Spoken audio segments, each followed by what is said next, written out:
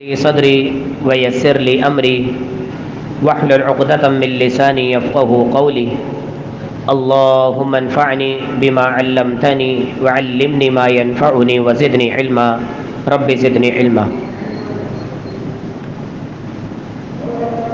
اللهم أرنا الحق حقا وارزقنا اتباعه وأرنا الباطل باطلا وارزقنا اجتنابه۔ تمام تر تعریفات، تمام تر تسبیحات، ہر قسم کی بڑائی کبریائی، تعریفی اور عمدہ کلمات اس رب العالمین احکم الحاکمین کے لیے ہیں جس نے اس پوری کائنات کو تخلیق دے کے ایک بہترین نظام بنایا، اور وہ نظام خود کار نظام ہے جسے ہم آٹومیٹک سسٹم کہتے ہیں۔ اللہ رب العالمین نے سال کی گنتی پوری ہونے کے لیے سورج کو پیدا کر دیا، مہینوں کی گنتی پوری ہونے کے لیے چاند کو پیدا کر دیا، اور پھر انہی نمازوں کے اوقات کے لیے سورج اور دنیا کا، ارتھ کا ایک نظام مقرر کر دیا، اور پھر ہم سب کے لیے بطور چھت آسمان کو پیدا کر دیا اور بطور فرش زمین کو پیدا کر دیا۔ آج کی تاریخ میں ہم سب جانتے ہیں کہ یہ دنیا بالکل گول ہے، ایک بال کی طرح ہے اور مستقل طور پر گھوم رہی ہے۔ اس کے باوجود زمین پر چلتے ہوئے ہمیں کوئی گولائی نظر نہیں آتی، اور وہ حصہ جو کچھ وقت کے بعد ہی نیچے سے اوپر چلا جاتا ہے گھومتے گھومتے، نہ انسان کبھی پلٹتے ہیں، نہ ہمارے گھر بار کبھی گرتے ہیں، نہ کوئی اور چیز میں کبھی تبدیلی آتی ہے۔ آج سے 20 سال پہلے جو پہاڑ جہاں پر تھے آج وہیں ٹکے ہوئے ہیں، لیکن اسپیس سے دیکھا جاتا ہے اس دنیا کو، اس ارتھ کو، تو پتہ یہ چلتا ہے یہ تو مستقل طور پر گھوم رہی ہے۔ یہ ایسا نظام بنانے والی کون سی ذات ہے؟ یہ ذات وہی ذات ہے جس نے مجھے اور آپ کو پیدا کیا، کائنات کے ایک ایک ذرے کو پیدا کیا، اتنے بڑے سورج کو، چاند کو، دیگر چیزوں کو، پوری دنیا کو، پہاڑوں کو، آسمانوں کو، سمندروں کو پیدا کرنے کے بعد ایک چھوٹی سی مخلوق انسان کو پیدا کیا، اور پھر اس انسان کے اندر کئی ایک نظام، جس میں سے ایک نظام ہے خون کا نظام، اور پھر اس خون کے اندر اس کے حصے، اور پھر اس کے حصے کے اندر ایک ڈی این اے چھوٹا سا، اللہ اکبر کبیرہ، جس کے اندر انسان کی پوری شناخت موجود ہے۔ انسان کو مرے ہوئے 10 سال ہو جاتے ہیں، ہڈیاں بن گئے ہو، اور پھر بھی ان ہڈیوں کو نکال کر اس کو ٹیسٹ کر کے یہ بتا دیا جاتا ہے کہ فلانا فلانا کی اولاد ہے۔ یہ سسٹم بنایا کس نے؟ میرے اور آپ کے پروردگار اللہ رب العالمین احکم الحکیم۔ اصل بات یہ ہے کہ ہم نے اللہ کو پہچانا نہیں ہے۔ اس کی مخلوقات پہ غور کریں گے تو پتہ چلے گا کہ خالق کیا ہے۔ ہم نے اللہ رب العالمین کو پہچانا نہیں، اس لیے میں اور آپ عباداتوں میں کوتاہیاں کرتے ہیں۔ تو اس وقت ضرورت ہے اللہ کو پہچاننے کی، اور یہ تمام تر معلومات، تمام تر معاملات ہم تک پہنچے کس کے ذریعے ہیں؟ ایک ہی ذات ہے جس کی انتھک محنت کے ذریعے ہم سب تک یہ قرآن شریف پہنچ چکا ہے، اس قرآن کے اندر کے احکامات پہنچ چکے ہیں۔ اور وہ ذات کون سی ہے؟ محمد الرسول اللہ صلی اللہ علیہ وسلم کی ذات اقدس، کہ آپ علیہ الصلاۃ والسلام نے ہر طرح کی اپنے اوپر مشکل اٹھا کر اللہ رب العالمین کے احکامات، ایک ایک وحی کا ایک ایک آیت قرآن کی اپنی امت تک پہنچانے کا فریضہ انجام دیا۔ صلی اللہ تعالی علیہ وآلہ وسلم تسلیما کثیرا کثیرا۔ انتہائی مختصر حمد و ثنا کے بعد موضوع کیا ہے ہم سب جانتے ہیں۔ پچھلی ملاقات میں ہماری بات ہوئی تھی صبر کی تلقین پر، اور بڑی گہرائی سے جائزہ لیا گیا تھا اس چیز کا کہ ہم نے صبر کو محدود کر دیا، جس کی وجہ سے معاشرے میں سوائے ایک موقع کے کہ کسی کا انتقال ہو جاتا ہے، سوائے اس موقع کے علاوہ ہمیں صبر کہیں نظر ہی نہیں آتا۔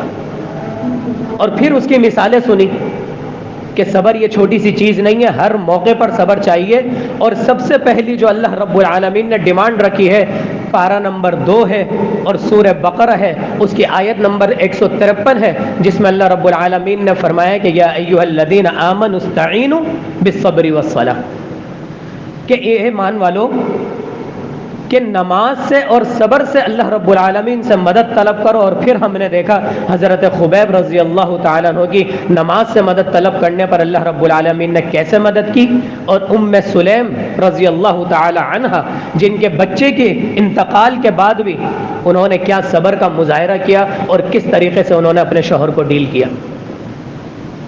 ہم یہ سوچ رہے ہیں، بہت سارے لوگ یہ بھی سوچتے ہیں کہ جناب علی یہ تو صحابہ تھے، صحابیات تھی، ان کا ایمان کا لیول تو بہت ہی اونچا تھا، ہمارے اندر یہ کیسے آ سکتا ہے؟ یا پھر کیا گارنٹی ہے کہ اگر ہم یہ صبر کریں گے تو ہمیں یہ صبر سے تقویت اور طاقت مل جائے گی، ہم کامیابی تک پہنچ جائیں گے؟ اسی آیت میں اللہ رب العالمین نے اس کا جواب دیا ہے کہ تم صرف صبر کرنے والے بنو، نماز اور صبر کے ذریعے اللہ رب العالمین سے مدد چاہو۔ اللہ رب العالمین نے آیت ختم ہونے سے پہلے فرما دیا ان اللہ مع الصابرین، گارنٹی ہے، تم قدم اٹھاؤ صرف ان اللہ مع الصابرین، تم نے صبر کی ٹھان لی ہے تو اللہ رب العالمین تمہارے ساتھ ہے۔ اور جہاں پر ہم نے 2 باتیں کہی تھی یہاں پر ذہن میں رکھنی ہے آپ نے، یہ جو ہم لوگ معاشرے میں کہہ دیتے ہیں نا کہ آخر کار اس کو صبر آ ہی گیا، رو دھو کر، شکایتیں کر کر کے، بیمار پڑ کے، اور پھر آخر کار آنکھوں سے آنسو سوکھ گئے اور آخر کار اس کو صبر آ ہی گیا، یہ دین کا مزاج نہیں ہے۔ دین نے فرسٹ اٹیمپٹ میں آن دا اسپاٹ جس وقت آپ کے ساتھ حادثہ ہوا ہے اس وقت صبر کی تلقین کی ہے۔ اور پھر دوسری بات کہ صبر میں ایسا نہیں ہوتا کہ آپ سارے کام چھوڑ چھاڑ کے بیٹھ جائیں، بالکل حاضر ذہن ہو کر، حاضر دماغی سے آپ نے وہ کام کرنے ہیں جو شریعت میں بتائے گئے ہیں۔ اور شریعت میں بتائے گئے ام سلیم رضی اللہ تعالیٰ نے وہی کام کیے، نہ نمازوں کو ضائع کیا، نہ منہ پہ کپڑا رکھ کر سو گئی، بلکہ اپنے شوہر کو اچھے طریقے سے ڈیل کیا، سارے کام کیے۔ تیسری اہم بات آج، صبر اور برداشت یہ 2 بالکل ڈیفرنٹ چیزیں ہیں، یہ بات ذہن میں رکھیے گا آپ۔ اکثر ہمارے معاشرے میں برداشت کو صبر کہہ دیا جاتا ہے، برداشت کر رہے ہیں، کیے جا رہے ہیں، اندر ہی اندر گھل رہے ہیں، اندر ہی اندر جل رہے ہیں، کڑ رہے ہیں، کچھ کر نہیں سکتے۔ یاد رکھیں جو بھی چیز اندر ہی اندر جلتی ہے، کڑتی ہے، ایک وقت آتا ہے کہ وہ لاوے کی طرح پھٹ جاتی ہے۔ اکثر آپ نے یہ جملہ سنا ہوگا نا، صبر کیا اتنا آخر وقت صبر کا پیمانہ لبریز ہو گیا، یہی بات کہی جاتی ہے۔ پیمانہ کسے کہتے ہیں؟ گلاس کو کہتے ہیں، اس کے اندر شراب ڈالی جائے، شربت ڈالا جائے، پانی ڈالا جائے، جب وہ بھر جاتا ہے تو پھر وہ لبریز ہو جاتا ہے، اس کو کہتے ہیں برداشت۔ اصل میں یہ صبر نہیں تھا، برداشت کا پیمانہ لبریز ہو گیا، کیونکہ صبر یہ ہوتا ہے کہ آپ وہ تمام تر باتیں جو بھی آپ کے ساتھ زیادتی ہوئی ہے ان سب کو بھلا کر اس کا معاملہ اللہ رب العالمین کے سپرد کر۔ لیکن جب آپ اپنے اندر ہی اندر گھلتے ہیں، چڑھتے ہیں، غصے کو برداشت کرتے ہیں، ایک وقت ہر ایک کی برداشت کی ایک لمٹ ہوتی ہے، صبر کی لمٹ نہیں ہوتی، یاد رکھیے گا، برداشت کی لمٹ ہوتی ہے۔ جب کسی کو غصہ آ جاتا ہے اور ہم سمجھاتے ہیں بھائی ایسا نہیں کرو، منہ سے گالیاں نہیں نکالو، یہ کام نہیں کرو، یار برداشت کی بھی ایک لمٹ ہوتی ہے، میں کب سے برداشت کر رہا ہوں اس کی باتوں کو، اس کی حرکتوں کو، اس کے معاملات کو۔ جو شخص صبر کرتا ہے وہ کبھی بھی یہ بات نہیں کہے گا کہ میں صبر کر کر کے تھک گیا۔ صبر آپ کو طاقت دیتی ہے، اللہ کے قریب لے کر آتی ہے، آپ کو عبادت گزار بناتی ہے، آپ کے اندر عاجزی لے کر آتی ہے۔ ایسا کیسے ہو سکتا ہے کہ صبر آپ جو اللہ رب العالمین نے جس چیز کو اپنی معیت کے ساتھ جوڑ دیا کہ ان اللہ مع الصابرین، صبر کرنے والوں کے ساتھ میں ہوں، آخر کار ایک ایسا وقت آ جائے کہ صبر کا پیمانہ لبریز ہو جائے اور اس کے منہ سے گالیاں بھی نکل جائیں، وہ برائیاں بھی کرنے لگ جائے؟ ایسا کبھی نہیں ہو سکتا ہے۔ سب سے پہلے یہ غلط فہمی نکالنی ہے کہ صبر الگ چیز ہے اور برداشت الگ چیز ہے۔ اب یہ برداشت ہوتی کس کس موقع پر ہے، کس کس موقع پر ہوتی ہے؟ جو آج کی ہماری آیت ہے، آیت نمبر 155، یہ 153 تھی آیت نمبر، یا ایھا الذین آمنوا استعینوا بالصبر والصلاۃ ان اللہ مع الصابرین۔ آیت نمبر 154 میں اللہ رب العالمین نے بالکل الگ ٹاپک ذکر کیا ہے، ولا تقولوا لمن یقتل فی سبیل اللہ اموات، کہ جو لوگ اللہ کی راہ میں شہید ہو جائیں ان کو مردہ نہ کہو بلکہ وہ تو زندہ ہیں. یہ بالکل ایک الگ ٹاپک ہے. اس آیت کو چھوڑ کر اگلی آیت میں اللہ رب العالمین نے فرمایا وَلَنَبْلُوَنَّكُمْ بِشَيْءٍ مِّنَ الْخَوْفِ وَالْجُوعِ وَنَقْصٍ مِّنَ الْأَمْوَالِ وَلَنَبْلُوَنَّكُمْ، البتہ ہم ضرور بضرور تمہیں آزمائیں گے. یاد ہے آپ لوگوں کو ایمان کے ٹاپک پر میں نے ایک جملہ آپ سے کہا تھا، ایمان کے لیے آزمائش شرط ہے. اگر آپ یہ کہتے ہیں کہ میں ایمان لے کر آ گیا اللہ پر، اب آپ کے اوپر آزمائش آئے گی. آزمائش میں کامیابی کے لیے ایمان کا پختہ ہونا شرط ہے. بالکل ذہن میں بٹھا لیجئے یہ بات. اس ممبر سے تقریباً میں نے 5ویں یا 6ٹھی دفعہ یہ جملہ دہرایا ہے تاکہ آپ کے ذہن نشین ہو جائے. ایمان کے لیے آزمائش شرط ہے. آپ یہاں سے آج اٹھیں گے کچھ بھی عہد کر کے کہ میں نے انشاءاللہ تعالیٰ اب یہ کام کرنا ہے، اور اس موقع پر انشاءاللہ تعالیٰ میں نے اپنے اندر صبر پیدا کرنا ہے. یہ ایمان کا جذبہ ہے. اب آپ کے اوپر آزمائش آئے گی. اب اللہ رب العالمین جس چیز کا آپ نے عہد کیا ہے وہ اللہ رب العالمین وہ چیز آپ کے سامنے لے کر آئے گا. ایمان کے لیے آزمائش شرط ہے. اب اس آزمائش میں آپ کامیاب ہوتے ہیں یا ناکام ہوتے ہیں اس کے لیے ایمان کا پختہ ہونا شرط ہے. بہت ساری چیزیں ہم عہد کرتے ہیں کہ ہم یہ کام کریں گے، لیکن ہم دیکھتے ہیں کہ پھر ہم اس میں پھسل جاتے ہیں، فیل ہو جاتے ہیں، گناہ ہو جاتا ہے. بار بار عہد کرتے ہیں کہ نماز نہیں چھوڑیں گے، فجر میں اٹھیں گے، دوبارہ سے آنکھ نہیں کھلتی. روز رات کو عہد کر کے سوتے ہیں، روز صبح نہیں اٹھتے ہیں. روز سوچتے ہیں کہ بیوی پر غصہ نہیں کریں گے، پھر کچھ دنوں کے بعد لڑائی ہو جاتی ہے. روز سوچتے ہیں کہ اب نظروں کی حفاظت کریں گے، پھر تنہائی میں ہماری آنکھیں پھسل جاتی ہیں. روز سوچتے ہیں کہ اب منہ سے گالی نہیں نکالیں گے، لیکن پھر کچھ دنوں کے بعد منہ سے گالی نکل جاتی ہے. اس کا مطلب ہے ایمان کمزور ہے. آزمائش تو آ رہی ہے، یہ ایمان کی دلیل ہے کہ آپ کے اوپر آزمائش آ رہی ہے. وہ تو الگ ہی دنیا کے لوگ ہیں جن کو اللہ رب العالمین نے آزمائش ہی نہیں دی، چھوڑ دیا ان کو دنیا میں کہ تم جاؤ کماؤ کھاؤ، سود کا کام کرتے ہو کرو، زنا کرتے ہو کرو، بالکل برہنہ ہو کر بنا کپڑوں کے تم نے زندگیاں گزارنی ہے گزارو. ایک وقت آئے گا آخر مرنا ہے، پھر اس کے بعد ساری حقیقت تمہارے اوپر عیاں ہو جائے گی. لیکن ایک مسلمان ہے جو ایمان لے کر آتا ہے اس کے اوپر آزمائش آئے گی. وَلَنَبْلُوَنَّكُمْ، البتہ ہم تم کو ضرور آزمائیں گے. بِشَيْءٍ، ان تمام تر چیزوں کے ساتھ، جس میں پہلی چیز یہ ہے من الخوف، خوف کے ذریعے. خوف کے ذریعے آزمائیں گے. نوکر کو خوف ہوتا ہے کہ اگر میں نے مالک کے سامنے زبان چلائی تو کیا کر دے گا، مجھے نوکری سے نکال دے گا. اب وہ یہاں پر صبر نہیں کر رہا بلکہ برداشت کر رہا ہے. اتنا برداشت کیا جا رہا ہے آخر کار وہ جب دکان سے نکلتا ہے تو وہ اپنے آنر کی اس قدر برائیاں کرتا ہے، اپنے دوست سے، اپنے گھر والوں سے، دیگر چیزوں سے. ہم دیکھتے ہیں نا، خاص کر جو ٹیلر ہے نا، ٹیلر، استاد کی اور شاگرد کی کبھی نہیں بنتی. استاد شاگردوں سے بیزار ہے اور شاگرد استادوں سے بیزار ہے، لیکن پھر بھی دونوں مل کر سالوں سے کام کر رہے ہیں، ایک دوسرے کی برائیاں کیے جا رہے ہیں. ہم نے خود سنی ہے بھائی، ہم مارکیٹ میں بیٹھے ہم نے خود سنی ہے کہ سالوں سے کام کرانا جو ہے نا بیزار ہو گیا، اور ان لوگوں سے کام نہیں ہوتا، صحیح طریقے سے کام نہیں کرتے. اور شاگرد کیا بول رہے ہیں، پیسہ دے رہے ہیں اس کو، ہفتہ لے کے جا رہے ہیں، وہ اتنا کنجوس ہے، محنت نہیں کہ پیسے نہیں دیتا، رلا رلا کر پیسے دیتا ہے. یعنی کہ کوئی ایک اچھا الفاظ جو ان کے بارے میں کہا جائے میں نے آج تک نہیں سنا، خاص کر ٹیلرنگ فیلڈ میں. باقی دیگر فیلڈ میں ہوں گے. یہ کیا ہے کہ آپ کام بھی کر رہے ہیں لیکن اب اس کی باتوں پہ آپ صبر نہیں کر رہے، برداشت کر رہے ہیں. وہ پھر غیبتیں ہو رہی ہیں اور آپ کی ساری نیکیاں ضائع ہو رہی ہیں. یہی آ جائیں اپنے گھر کے اندر، بیوی، اللہ اکبر کبیرہ، شوہر، آپ بیوی پر صبر نہیں کر رہے بلکہ برداشت کر رہے ہیں اس کو. اور ایک وقت آتا ہے کہ برداشت کر کر کے انسان اتنا تھک جاتا ہے کہ پھر کہیں پر بھی جاتا ہے دوستوں میں آخرکار بیوی کی برائیاں کر رہا ہوتا ہے. یار کیا متھے مار دیا میرے سر پر، سمجھا سمجھا کے تھک گیا. اس کی اچھائیاں نظر نہیں آ رہی آپ کو. اور پھر المیہ یہ ہوا شادی شدہ لوگوں نے سائڈ میں اپنی ایک گرل فرینڈ پالی ہوئی ہے. انا للہ و انا الیہ راجعون. ایک بچی پھنسا کر رکھو، انا للہ و انا.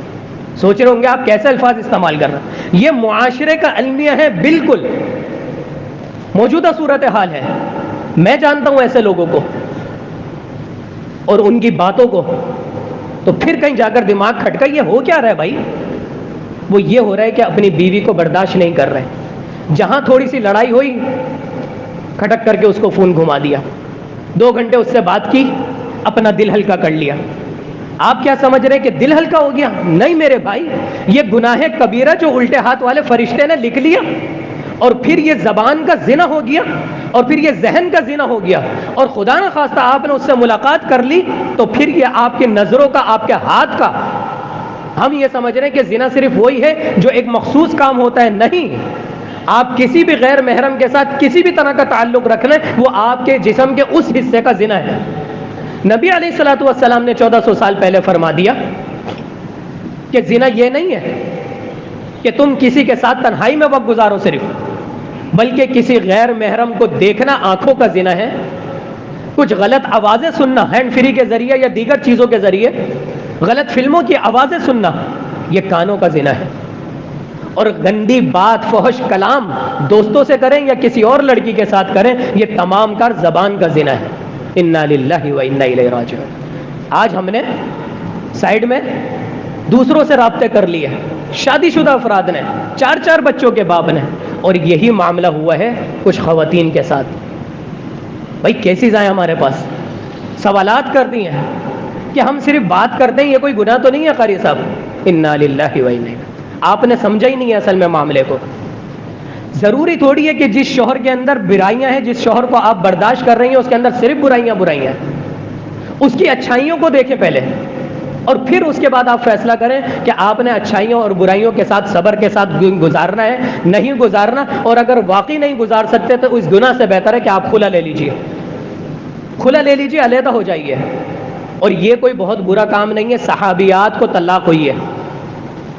ہم جو طلاق یافتہ عورتوں کو یہ سمجھ لیتے ہیں کہ یہ تو معاشرے کا پتہ نہیں کون سا حصہ ہے کہ ان کو تو شاید گھر بسانا ہی نہیں آتا۔ نہیں بھائی، صحابیات کو طلاق ہوئی ہے، صحابیات نے خلا لیے۔ اس کا مطلب ہے کس سے لی تھی؟ صحابہ کرام سے لی تھی۔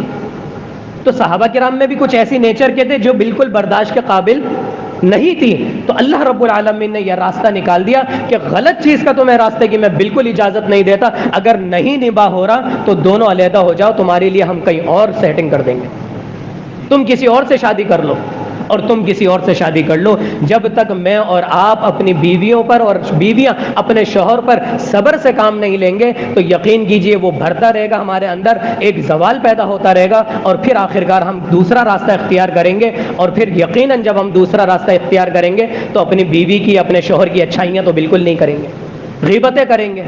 اور یہ غیبت ایسا گناہ ہے جو میرے اور آپ کی نمازوں کو، روزوں کو، قرآن کی تلاوتوں کو، حج کو اور عمروں کو، ان تمام تر عبادتوں کو ضائع کرنے کے لیے ایک ہی گناہ کافی ہے، اور وہ ہے غیبت۔ غیبت یہ اس قدر کبیرہ گناہ ہے، اس قدر بڑا گناہ ہے۔ سورۃ الحجرات انشاءاللہ تعالی ہم رکھیں گے اپنے ٹاپک پہ، شاید 2 مہینے گزر جائے ہم لوگوں کو اس سورہ حجرات کو پڑھتے پڑھتے۔ اس کے اندر جب یہ غیبت کا ٹاپک آئے گا تو اور ڈیٹیل سے ہم سنیں گے۔ یہاں پر مقصد کیا ہے سمجھانے کا میرے بھائی؟ یہ معاشرے کا المیہ ہے کہ ہم نے برداشت کرتے رہے، آخر کار برداشت کے نتیجے میں ہم غلط راستے کی طرف چلے گئے، جبکہ ہمیں اپنانا کس چیز کو تھا؟ صبر کو اپنانا تھا۔ اور صبر یہ ہے کہ میں اپنا معاملہ اللہ کے سپرد کر دوں، اللہ کے سپرد کر دوں۔ کس کے اندر برائی نہیں ہے؟ میری بیوی کے اندر 4 برائیاں ہیں، میری بیوی سے جا کر پوچھیں وہ میری 10 برائیاں بتا دے گی۔ حقیقت ہے ایسی بات، ہم میں سے ہر شخص کے اندر برائی ہے۔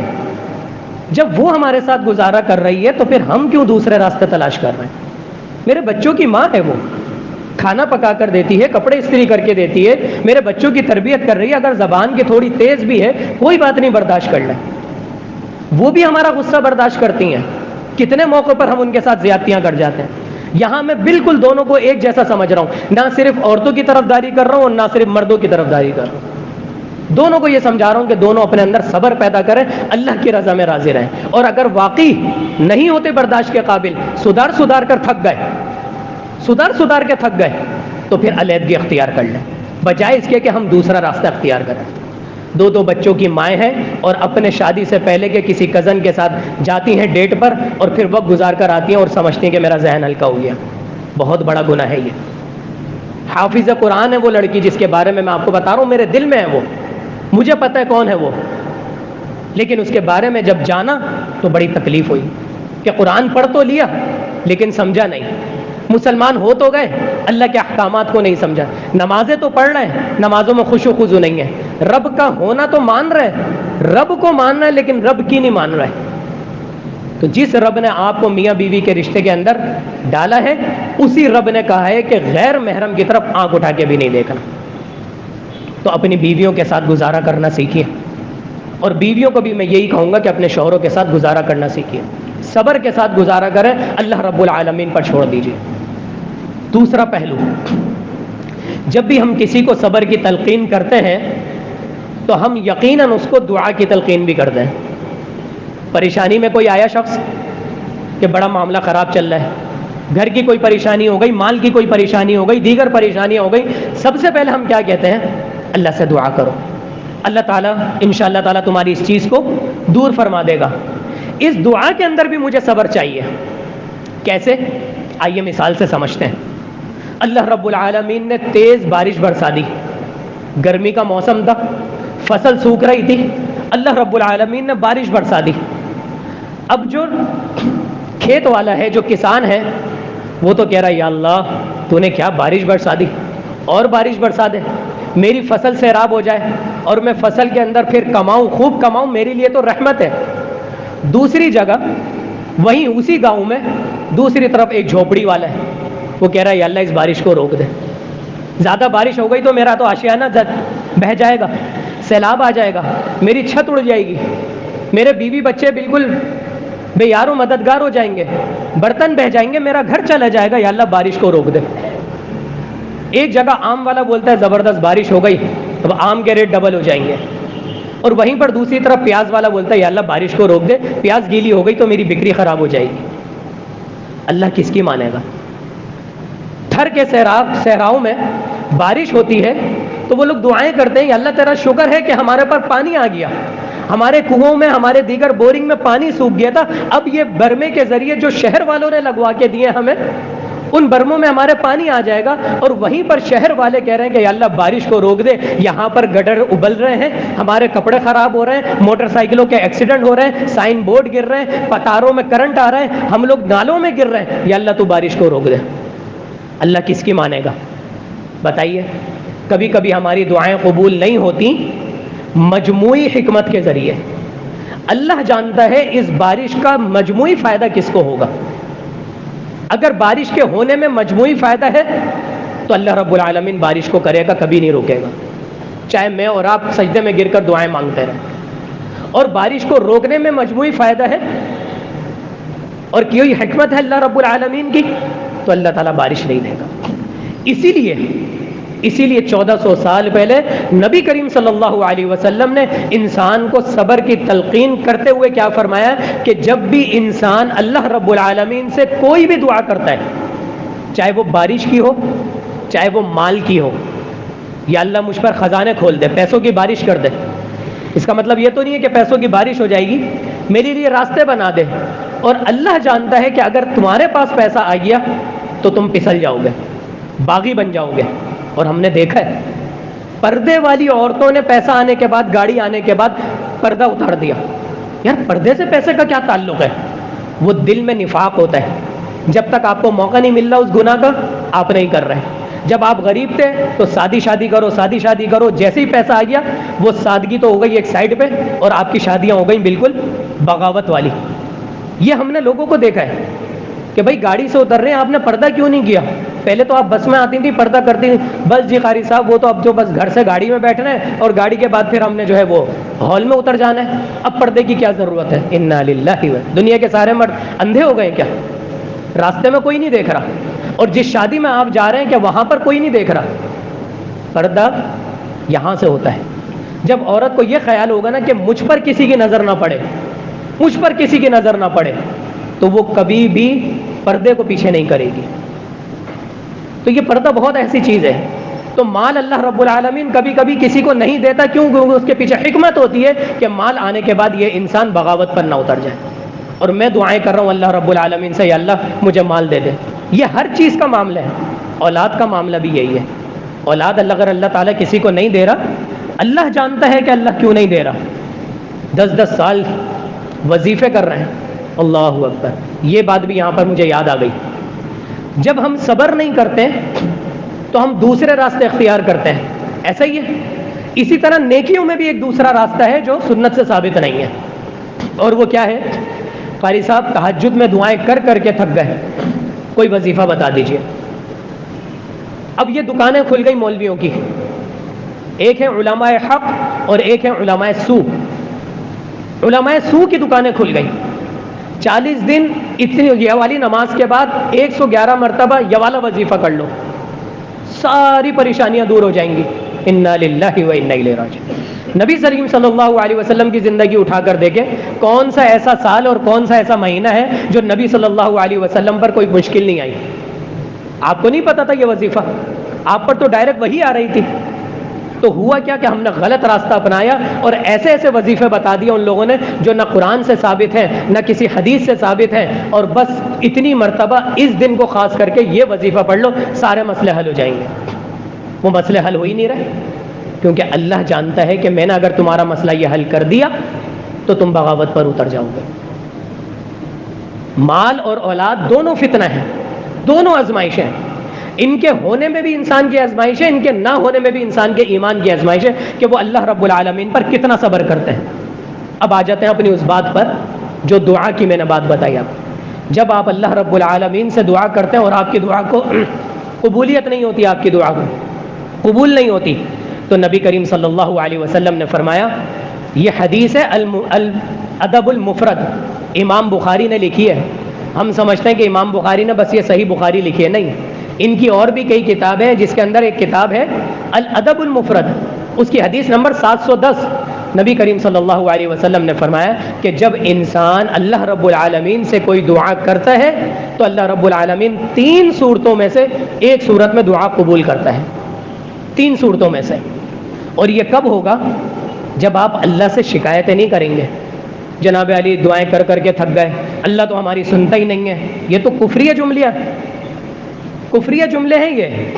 جب آپ نے خود کفر کر لیا تو اب آپ کی دعا تو ویسے بھی قبول نہیں ہونی، اور دعا قبول ہو بھی گئی، اللہ نے وہ دے بھی دیا، اس کفر کی وجہ سے آپ اسلام کے دائرے سے باہر نکل جائیں گے. صبر کرنا ہے. اسی لیے کہتے ہیں کہ علماء کے ساتھ جڑے رہیں. اگر کوئی چیز آپ کے ساتھ نہیں ہو رہی تو سب سے پہلے آ کر علماء سے پوچھیں کہ میرے اس معاملے میں شریعت کیا کہتی ہے. یہ مت پوچھیں کہ آپ کی کیا رائے ہے، یہ پوچھیں کہ میرے اس معاملے میں شریعت کیا کہتی ہے. تو پھر ہم بتائیں گے کہ شریعت کیا کہتی ہے. شریعت یہ کہتی ہے کہ جب انسان اللہ رب العالمین سے دعا کرتا ہے تو اس کی 3 صورتیں ہوتی ہیں، جس میں سے ایک صورت تو وہ ہے کہ اللہ رب العالمین ویسی ایز اٹ از دعا انسان کی قبول کر لیتا ہے. اور ایسا ہوا ہے، میرے ساتھ بھی ہوا ہے، یقیناً آپ لوگوں کے ساتھ بھی ہوا ہوگا. یہاں دعا مانگی، 4 دن کے بعد وہ چیز مل گئی، اگلے دن مل گئی. ایسا بھی ہوا ہے، خاص کر رمضان کی دعاؤں میں ایسا ہوتا ہے. 1 مہینے کے بعد مل گئی وہ چیز، 1 سال کے بعد مل گئی، اور ایز اٹ از جو چیز مانگی ہے نا اللہ سے وہ مل گئی. ایسا ہوتا ہے. دوسری صورت یہ ہے کہ اس دعا کے بدلے میں اللہ رب العالمین آپ کے اوپر سے کوئی تکلیف، کوئی مصیبت وہ بھیج دے گا. اب یہ ہے بالکل ایمان بالغیب، کیونکہ مصیبت آنے سے پہلے تو آپ کو پتہ ہی نہیں ہے کہ کیا مصیبت آنے والی ہے. کیا کہتے ہیں ہم لوگ؟ موت اور کسٹمر بنا بتائے آ جاتے ہیں. ایسا ہی ہے نا، یہی مارکیٹ کی لینگویج ہے کہ مصیبت یا موت یا کسٹمر یہ کسی بھی وقت آ جاتے ہیں. تو مصیبت کسی بھی وقت آ سکتی ہے. میں بالکل صحیح سلامت گاڑی چلا رہا ہوں، سب کچھ صحیح ہے، ایک ہلکا سا حادثہ، وہ بھی سیکنڈوں میں، دھیان بھٹک گیا یا کسی اور کی غلطی تھی اور بائک کا ایکسیڈنٹ ہو گیا. یہ مصیبت آنی تھی. کتنے لوگوں نے اس وقت سفر کیا ہے؟ کچھ لوگ ہائی وے سے آ رہے ہیں، کچھ لوگ ملیر سے شار فیصل سے آ رہے ہیں، کچھ لوگ گلشن سے آ رہے ہیں، کچھ لوگ گولی مار سے آ رہے ہیں، کچھ لوگ کیماڑی سے آ رہے ہیں. سوچیں کہ قدر کیسے کیسے روڈ ہیں. یہ شار فیصل کیسا روڈ ہے، نٹی جیٹی کا پل ہے، آئے دن حادثات ہوتے رہتے ہیں. ایمیجینا روڈ ہے، نمائش کی چورنگی، آئے دن حادثات ہوتے رہتے ہیں. اللہ رب العالمین مجھے اور آپ کو صحیح سلامت لے کر آ رہا ہے. وہ میری اور آپ کی خلوص دل سے کی ہوئی دعا، خلوص دل سے، شکایت والی نہیں، خلوص دل سے کی ہوئی دعائیں اللہ رب العالمین مجھے اور آپ کو ان حادثات سے بچا رہے ہیں. یہ دوسری کیفیت. ایسا بھی نہیں ہو رہا نہ دعا قبول ہو رہی ہے اور پریشانی پہ پریشانیاں بھی آئی جا رہی ہیں. کاروبار صحیح ہو کے نہیں دے رہا، اولاد کی دعا مانگ رہے ہیں، اولاد کی دعا نہیں، گھر سے سکون نہیں آ رہا، کوئی اور بیماری ہے، وہ بیماری جا نہیں رہی، علاج کرا کرا کے تھک گئے، تو اللہ رب العالمین کے نبی صلی اللہ علیہ وسلم نے فرمایا کہ اللہ رب العالمین اگر ان دو صورتوں میں دعا کو قبول نہیں کرتا تو تیسری صورت یہ ہے کہ آخرت کے لیے اس کے لیے ذخیرہ کر لیتا ہے۔ اب یہ ہے ادھار، یہ نقد نہیں ہے، اور یہ ادھار ہر ایک کو برداشت نہیں ہوتا، حقیقت بات ہے، ادھار ہر ایک کو برداشت نہیں ہوتا۔ یہاں پر آپ کو اللہ پر مکمل طور پر توکل کرنا ہے، اور یہ حقیقت کب عیاں ہوتی ہے؟ جب انسان کی آنکھ بند ہو جاتی ہے، جب آنکھ بند ہو جاتی ہے، بلکہ آنکھ بند ہونے سے پہلے یہ حقیقت عیاں ہو جاتی ہے۔ قرآن میں آتا ہے کہ جب انسان کے اوپر بالکل موت کا فرشتہ آ جاتا ہے تو انسان کہتا ہے کہ اللہ رب العالمین مجھے تھوڑی سی مہلت دے دے، میں صادقین میں سے ہونا چاہتا ہوں۔ کون سے صادقین؟ میں صدقہ کرنے والوں میں سے ہونا چاہتا ہوں، میں اپنی ساری جمع پونجی جو کچھ ہے میں سب تیری راہ میں دینا چاہتا ہوں، سب کچھ لٹانا چاہتا ہے، مجھے تھوڑی سی مہلت دے دے۔ لیکن فرشتہ آ چکا ہے، اب کوئی مہلت نہیں ملے گی، اب روح قبض ہو جائے گی۔ تو وہ جو وقت ہوتا ہے نا، انسان کے پاس ساری حقیقت آ جاتی ہے، یار یہ تو بڑا مسئلہ ہو گیا، میں نے تو کچھ بھی نہیں کیا، ساری چیزیں اللہ میں تیری راہ میں دینا چاہتا ہوں۔ کیوں دینا چاہتا ہے بھائی؟ وہاں پر ملے گا، وہاں جس چیز کی ضرورت ہے، وہاں جس کرنسی کی ضرورت ہے، وہ وہی ہے جو اللہ رب العالمین کو میں نے ادھار دے دیا۔ اور اللہ رب العالمین کسی کا قرض نہیں رکھتا، کسی کا ادھار نہیں رکھتا۔ من ذا الذی یقرض اللہ قرضا حسنا فیضاعفہ لہ اضعافا کثیرا، سورہ بقرہ دوسرا سپارہ، کہ جو شخص بھی اللہ رب العالمین کو قرض دیتا ہے، اللہ رب العالمین اس کو بڑھا کر اور یضاعف لہ اضعافا کثیرا، انتہائی بڑھا کر دیتا ہے۔ اب جیسا میرا پروردگار اور ویسے ہی وہ بڑھا کر دیتا ہے۔ تو یہ ساری چیزیں جو بھی آپ خلوص دل سے دعا کریں گے اور اس کے اوپر صبر اور قناعت کریں گے تو انشاءاللہ اللہ رب العالمین میری اور آپ کی دعاؤں کو کبھی ضائع نہیں ہونے دے گا۔ اقول قولی ھذا واستغفر اللہ لی ولکم ولسائر المسلمین انہ هو الغفور الرحیم۔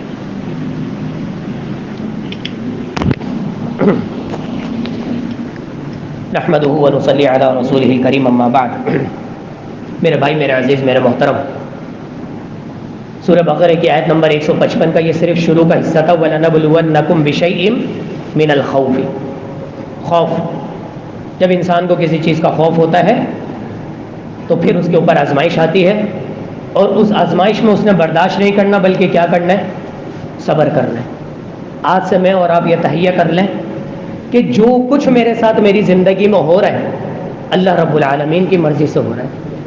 میری کوششوں کے باوجود مجھے کوئی چیز حاصل نہیں ہو رہی، اس میں رب کی حکمت ہے۔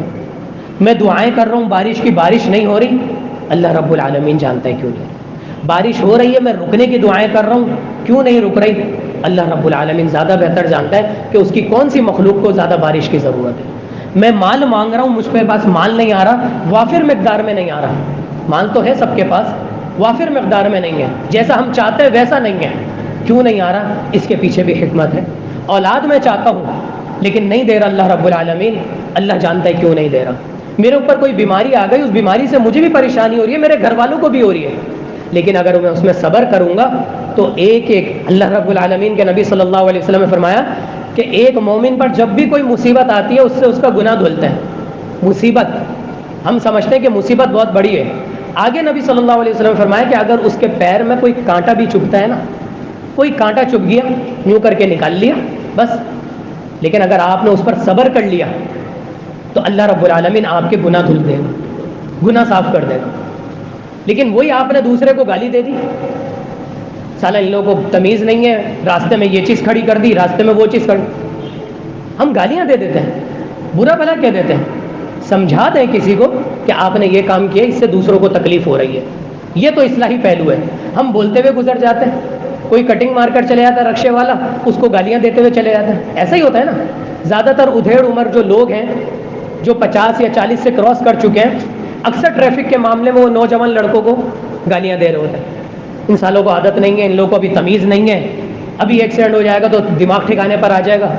یہ ہم دیکھتے ہیں کہ راستے میں وہ بیچارے چڑچڑے ہوتے ہیں اور سارے راستے گالیاں دیتے ہوئے جا رہے ہیں۔ اس کا مطلب ہے کہ وہ صبر نہیں کر رہے، انہوں نے اپنی جوانی میں صبر نہیں کیا، اس لیے اللہ رب العالمین نے بڑھاپے میں ان کو چڑچڑا کر دیا۔ ہم نے ایسے لوگ دیکھے ہیں جو جوانی میں عبادت کرتے ہیں، صبر کو اپناتے ہیں، دین سے ریلیٹڈ ہوتے ہیں، ان کا بڑھاپا ایسا ہوتا ہے کہ انسان، میرے پاس مجھے ایسے لوگوں کو جانتا ہوں کہ میں دعا کرتا ہوں یا اللہ میرا بڑھاپا ان کا جیسا ہو، ایسے صبر تحمل والے، ایسا میٹھا انداز، کوئی چڑچڑاپن نہیں، فجر کی نماز جوانی میں بھی پڑھتے تھے اور فجر کی نماز بڑھاپے میں بھی پڑھنا۔ تو ہم سب کو صبر کی اس وقت ضرورت ہے۔ اللہ رب العالمین سے دعا ہے کہ اللہ رب العالمین ہمارے اندر ٹھہراؤ لے کر آ جائے، ہمیں صبر عطا کر دے، اللہ رب العالمین ہمیں ہر طرح کے حالات میں گزارا کرنے والا بنا دے، ہر طرح کی اللہ رب العالمین ہمیں دعاؤں پر صبر عطا فرما دے۔ ربنا تقبل منا انک انت السمیع العلیم وتب علینا انک انت التواب الرحیم۔ آپ سب کو معلوم ہے ابھی کچھ دنوں پہلے مفسر قرآن اور شیخ الحدیث عبدالسلام بن محمد، شاید آپ لوگوں نے ان کا نام سنا ہو، اس ہال میں بیٹھے ہوئے شاید 50% لوگوں نے ان کا نام سنا ہوگا اور 50% لوگوں نے نہیں سنا ہوگا۔